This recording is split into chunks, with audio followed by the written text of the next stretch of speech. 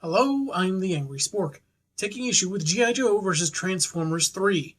Previously, classic villain Serpentor was reimagined as a biotechnological being, with Megatron of all bots as his basis.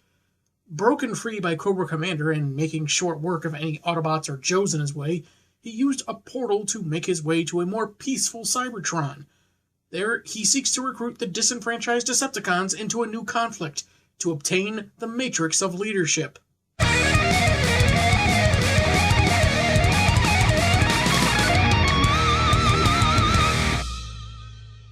Issue 3's cover maintains Decepticons in the background, but we have Hot Rod and Optimus closing in on Serpentor, who doesn't seem all that concerned. Big evil plans and all that, probably. We begin with a small child playing with an older-looking toy robot, pitting it against valiant Green Army men. This, of course, is a flashback of Hawk's childhood, just before he's called back to the present by Perceptor. Hang on, I'm trying to remember how I solved a problem a lot like this when I was 8 years old. We could throw Serpentor down the stairs. He'd break into 100 pieces, but if he was really expensive, we might get yelled at by our mommy. I mean the government. Though the Autobots intend to return to Cybertron alone, the leader of G.I. Joe is duty-bound to stop a project instigated by his own government, especially if it tries to start a war on another planet. His team is ready to get going, and their lives strictly lie in Hawk's hands. I wonder how eager they'd be if they knew just how many of those army men Hawk melted with a magnifying glass. You know, for funsies. The lead brain on the Serpentor project, Dr. Lee, has used his expertise to retrieve the coordinates last used by the Gate, and brushing off criticisms from Martin and Underling about using Megatron's personality array in the android's programming. Lee says he regrets the damage Serpentor has caused, but considers it a rousing success, and would prefer it returned safely. So Mainframe punches him out cold, leaving Martin in charge for the time being.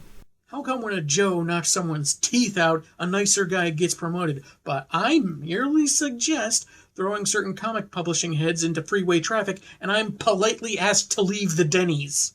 The Gate is repaired enough for one more jump. If they want a return trip, it'll have to wait until more repairs are done. So Mainframe exposits to the rest of the Joes on Serpentor's capabilities. The weaponized tendrils the bots are more than familiar with, how his power equals that of a tank battalion, and can pass for human when necessary, for covert operations and such. His synthetic biological organs have mechanical backups, his skin can fend off most conventional firepower, and a highly advanced brain focusing on war games, leadership, and military tactics. So what better personality for a base than Megatron, whose more cruel aspects somehow bypassed fail-safes? Martin, who was one of the programmers, even likens Megs to the biblical apple of temptation, to the point that they named the project after the serpent that tempted Eve to eat the fruit in question. Our only other idea was to name it after how stupid we were being, despite allegedly being scientists, but trying to come up with a name based on that was taking too long and giving us all headaches. Where am my cupcake? Active and reserve Joes are called in for the next jump. Until then, it's Roadblock, Scarlet, Hawk, and Snake Eyes alongside the Autobots. Maybe I'm not up to date on the Joe roster this time, but is that supposed to be Storm Shadow?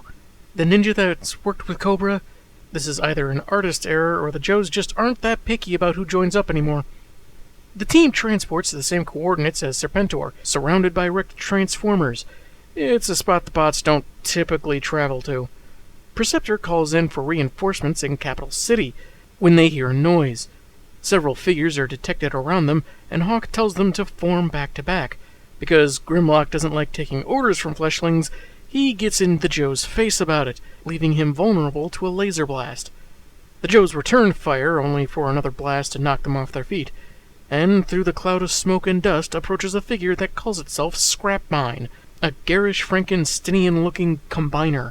I'm not a horror movie buff or anything, but I do like the creepy aesthetic they gave the design. Feels very fitting if they're in what is basically a kind of graveyard for the Transformers. Bumblebee and RC are faced with cannibalizers, whom we don't really get a good look at since they're all in shadow. Apparently they wouldn't pose much of a problem if not for their Earth tourist friends. So B's suggestion? Burn rubber, baby! Burn rubber! Still flirting with RC, and it's still weird. Snake Eyes distracts the giant long enough for Hawk to wake Grimlock. I mean, all he did was take a laser to the face, and they're on their way out. They're flanked by more cannibalizers, so we get to see their arms? I guess that's something.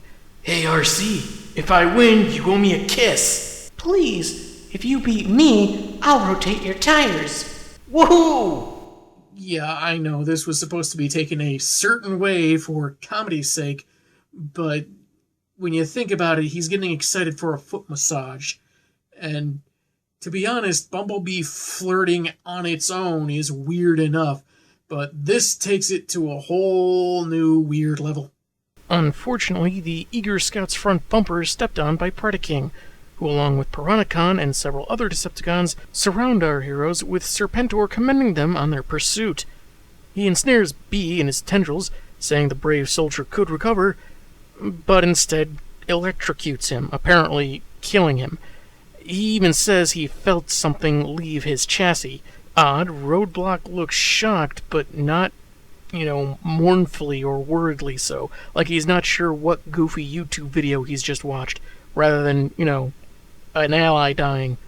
Hawk is enraged that a good man and friend was killed, and the bioandroid grabs him too, only to let him go and have his goons round them up as hostages. Optimus Prime, curious why his away team ended up in the Gladiator Zone, has decided to check things out, but Hot Rod stops him. Prime should be the one to kick off the peace celebration they're holding, tell the Autobots that the war is done with and they can finally start over, what with the cons staying away. Optimus agrees, letting Rod take a team to investigate, and hopefully bring their friends back in time for the festivities. I am so used to fighting, I forget how to lead without my gun in my hand. That is troublesome, but I can cite from personal and observational experience something much worse. People who think they can lead without a brain in their head. In a bunker previously appropriated by the Predacons, the Autobots are held prisoner with magno-locks while the Joes were placed inside ammunition cases with air holes poked inside. They can breathe, but I imagine it'd be rather toasty since it's, probably made of metal. Hawk laments bringing his team along, but Roadblock tells him that he couldn't have kept the team back even if he tried. They're in this together in a shared responsibility, and Block for one wouldn't follow anyone else as close. In a different case, Scarlet tries threatening their captors, but surprisingly, it doesn't work. Snake approaches and hugs her, after which she says she's noticed him looking at her. Though with his visor, I don't know if it should make it harder or easier to look around, and she admits that she watches him too, drawn to the kind of grace and beauty she finds in him, but can't tell what he's feeling or thinking because he's mute and always wears a mask. Knowing he's hiding scars that he's ashamed of? They could die on this planet and wants to see his eyes. Snake removes his mask, and they find he doesn't need to say anything, and they get an entire splash page to make out as his face is entirely blacked out. So what do I need to do? Have my face horrifically scarred and burned, or cover it with dark ink? Because while either one would be an aesthetic improvement, one of them would be considered kinda racist.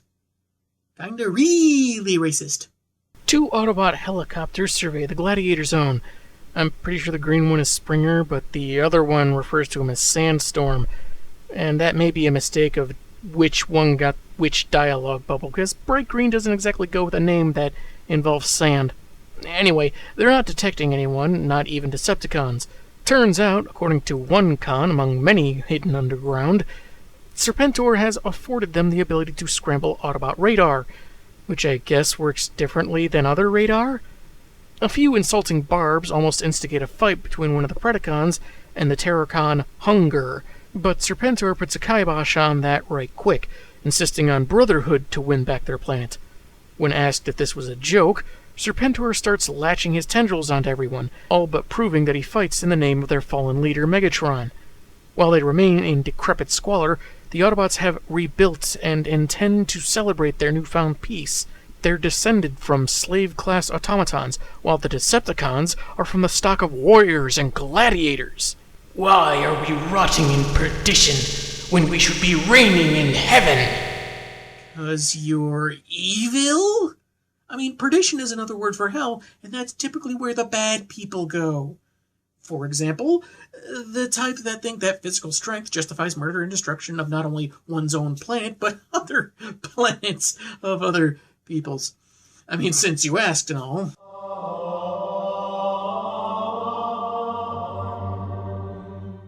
I know, right? At the capital, Autobots eagerly await the celebration to begin, while Prime is updated on the status of Hot Rod's mission. So this is about the right time for the cons to crash the party. Like any good party host, Prime calls in the best bouncer in town. That's the size of a town, Omega Supreme, who's soon beset by 3 Decepticon combiners. Decepticons, attack! Yeah, we've been doing that already since the first guy said it.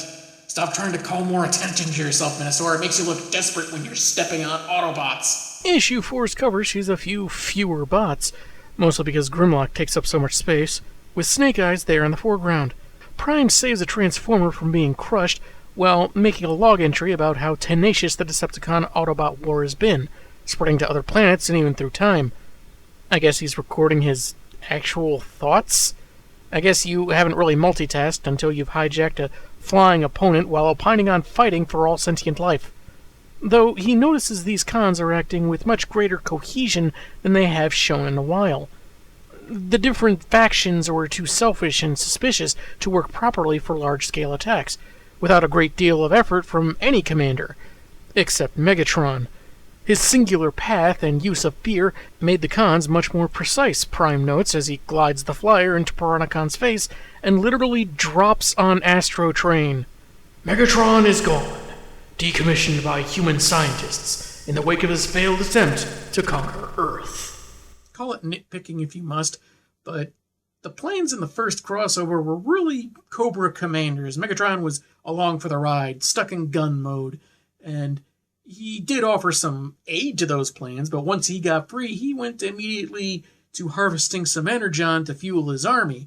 If he had any grander plans of taking over Earth, he didn't really get to them before you shut him down. Literally.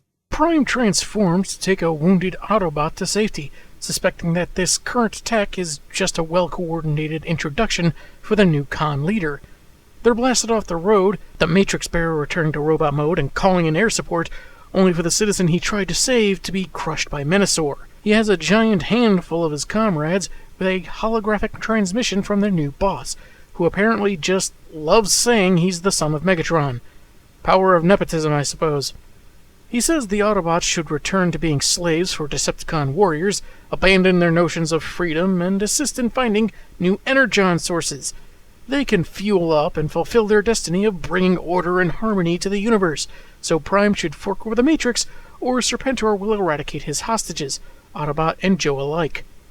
Optimus calls bull on his claims of order, and demands the hostages be released, and the bio-droid suggests that as ugly as war is, without it, there would be no great leaders, no purpose for the Matrix, and thus, no need for Prime himself.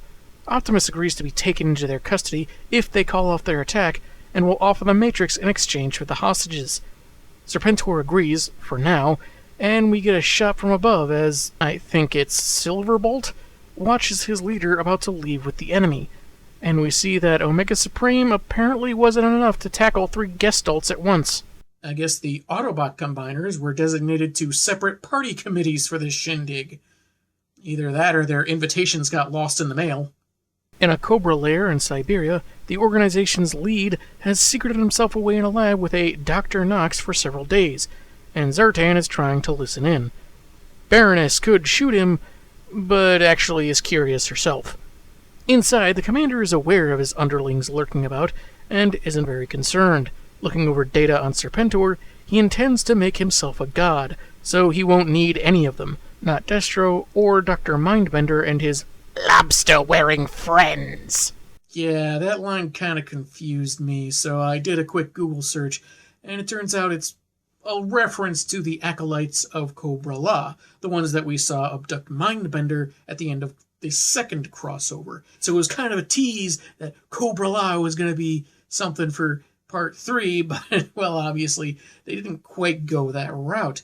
And it's coming out of left field, since this is the first reference they get, as well as Mindbender, and no real way to tell how Cobra Commander even knows he was taken in the first place.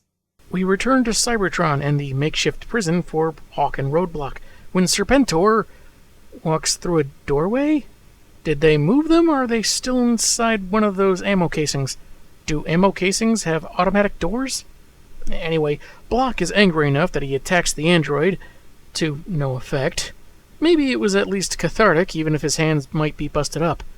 Since part of Serpentor's being consists of men who've suffered such incarceration, he is sympathetic, and I bet that makes these Joes just feel so much better. But it's Hawk that Serpy wants to talk to. He's mere moments away from the victory that Father never achieved, about to rule Cybertron, using the knowledge of 1,000 or so human leaders permeating his brain. Yet, he recalls Bumblebee's death, the dissipating of his spark, and the reaction on the Joes and Autobots. Their anger and sadness and terror, emotions from the enemy that seem to dwarf his own feelings for conquest. And he doesn't understand why. Hawk tells him that he feels nothing because he has nothing to start a war over, nothing to love or care for, no cause to champion. He was designed for destruction, making him nothing but a glorified gun, just like Megatron. Serpentor disagrees, throttling Hawk but letting him go, as if perplexed. He apologizes and exits, promising that they will receive merciful deaths. And strangely enough, it's still not the worst hotel they've ever had to stay in. Serpentor leaves the Joes, the pair of cons guarding them, one of whom was involved in the time travel escapades of the previous crossover. He apparently got so creeped out by how humans would look at him in vehicle mode, it makes them want to squish him. In fact, he notes how the one in black just sits and stares all day. When they take a peek through the air hole to find Snake Eyes doing just that, a single hole in a doorway so it looks like the Joes were moved to different holding cells, the ninja does some hand motions, and the red-faced Khan begins speaking gibberish before shooting his comrade and ripping open the cell door. Basically, as Scarlet mentioned, Snake Eye uses some funky ninja mind trick to control a purely technological brain, and it might have been possible because they probably aren't all that different from the organic gray matter or some such. I don't know. This is the first time seeing a Snake Eyes basically manipulating another mind, organic or otherwise. It's an old trope, really, that ninjas, shaman, etc. are basically magic whenever they want to be, and probably came up more than a few times in one way or another in the old cartoon. But here it just feels very convenient and is likely never to be used again, let alone explained.